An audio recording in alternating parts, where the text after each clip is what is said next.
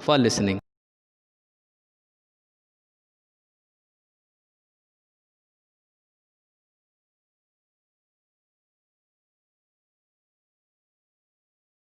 For listening.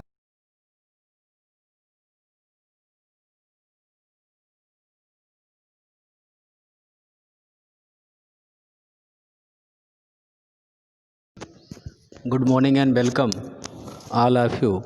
Myself, Dharmdev Misra.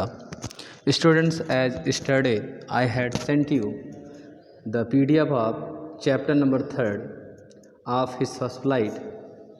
The chapter name Two Stories About Flying.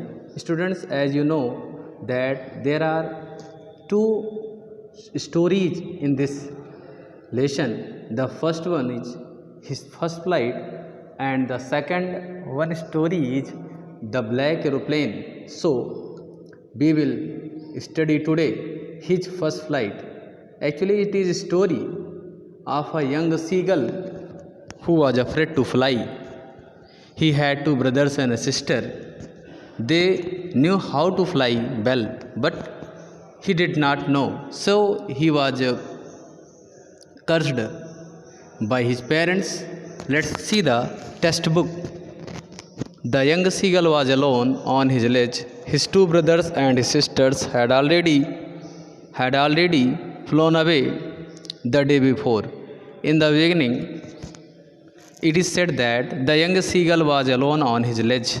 Ledge, you know, a narrow horizontal shell protecting from a wall or here a cliff.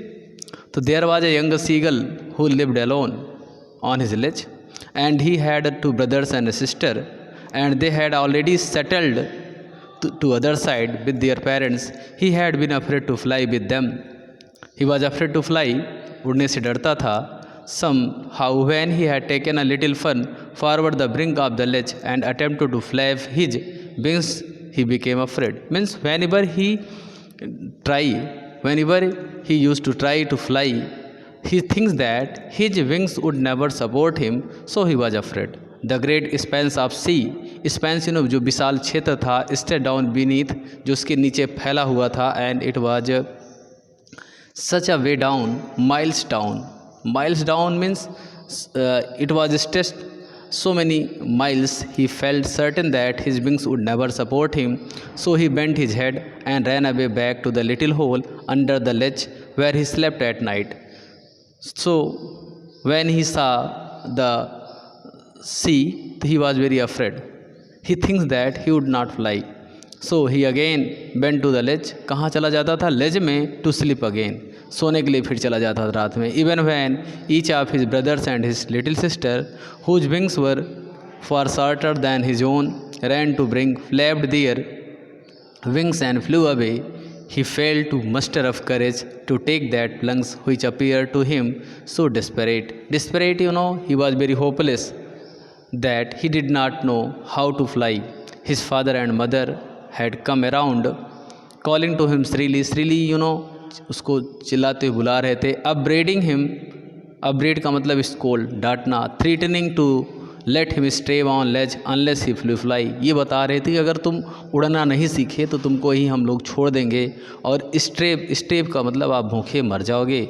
But for the life of him, लेकिन उसका जो जीवन था, he could not move, वो जो है move नहीं कर सकता था, उड़ नहीं सकता था. दैट वॉज 24 आवर्स एगो. ये कब की बात है? जब 24 आवर्स बीच पहले की बात है. Since then nobody had come near him the day before. All long he had watched his parents flying about with his brothers and sister, perfecting them in the art of flight. उड़ने में वो पारंगत कर रहा था उन लोगों को. Teaching them how to skim and waves and how to dive for fish. ये लोग बता रहे थे कैसे उड़ा जाता है, कैसे वेव को स्किम किया जाता है, वेव्स को कैसे काटा जाता है कैसे पानी में, और कैसे डाइव फॉर फिश, और फिश के लिए कैसे शिकार किया जाता है, गोता लगाया जाता है. He had in fact seen his older brother catch his first hearing and devour it. Devour का मतलब होता है स्वाद चखना.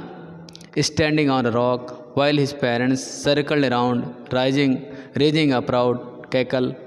माने ये सब लोग चक्कर लगा रहे थे.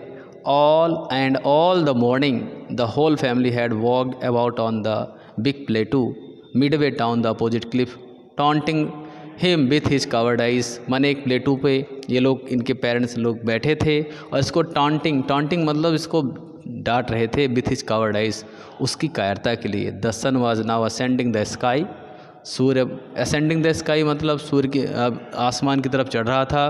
Blazing on his that face the south, दक्षिण की तरफ। He felt the heat because he had not eaten since the previous night, इसको ये प्रीवियस नाइट मीन्स एक दिन पहले से ये भोजन नहीं किया था, इसको कुछ ज़्यादा गर्मी इसलिए लग रही थी। He stepped slowly out of the brink of the ledge, वो लेज के बाहर जाता है। And standing on one leg the other leg hidden under his backs, एक पैर पे खड़ा हो जाता है और दूसरा अपने हिडन हिज विंग, अपने पंख में छिपा लेता है। ही क्लोज वन आई, पहली आँख को बंद कर लेता है। देन द अदर, फिर दूसरी आँख को वो बंद कर लेता है। And pretended to be falling sleep, और ऐसा लगता है अब सोने जा रहा है। Still they took no notice of him, फिर भी इसके जो पेरेंट्स थे इसको देखते नहीं हैं, ध्यान नहीं देते हैं। He saw his two brothers and his sister lying on the plateau oozing with their hands sunk into their neck, देखते हैं कि इसके जो भाई बहन थे उड़ रहे होते हैं। हिज फादर वाज प्रीनिंग का मतलब making an effort to maintain feathers, माने उसके भाइयों को और बहन को सिखा रहे थे। Preening the feathers on his white back, only his mother was looking at him, केवल इसकी माँ ही इसको देख रही थी। She was caring him, she was looking towards him, she was standing on a little high hump of a plateau, एक plateau पर खड़ी हुई थी। Her white breast thrust forward now and again she tore a piece of fish, एक मछली का टुकड़ा लेती है। That lay at her feet and then scrape each side of her beak on the rock, और रॉक पे क्या करती है, रख देती है। The sight of the food maddened him, means when he saw the food it made him maddened का मतलब पागल जैसा बना दिया। How he love to tear food that way scraping his view beak now and again to whet it, इसको लेना चाहता था और कहता है गा गा गा, he cried longing to her bring him some food, कुछ बहुत ज़्यादा भूखा था, भोजन चाहता था। But he kept calling plaintively and after a minute or so uttered a joyful scream. His mother had pricked a piece of fish and was flying across him. He leaned out, वो झुक जाता है किसके लिए,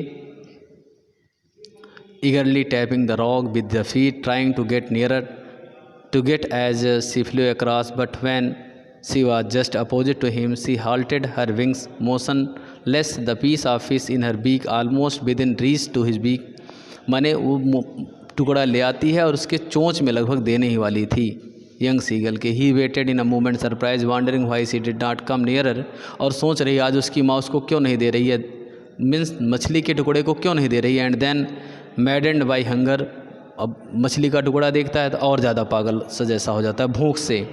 He dived at the fish. Within a loud scream, he fell outwards and downwards into the space.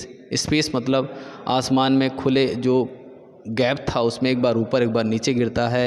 Then monstrous terror seized him and his heart stood still, और इसका हृदय क्या हो जाता है, शांत हो जाता है।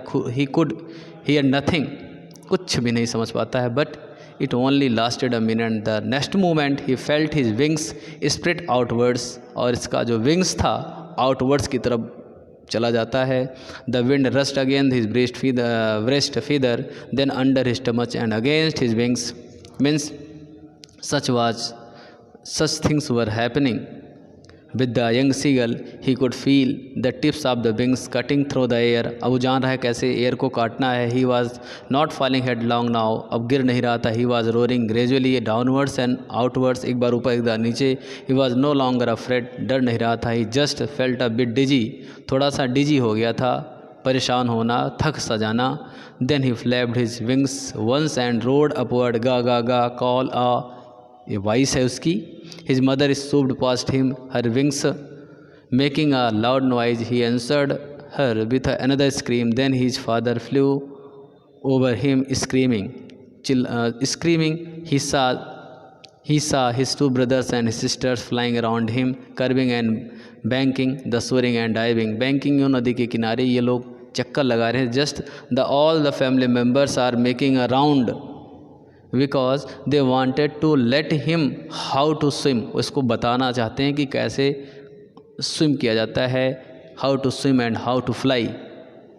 तो students, these are some explanation of the chapters. And if you have not purchased your book, so purchase your book so that we should continue our studies. Thanks so much, and comment me please if you have any problem. Thanks so much for listening.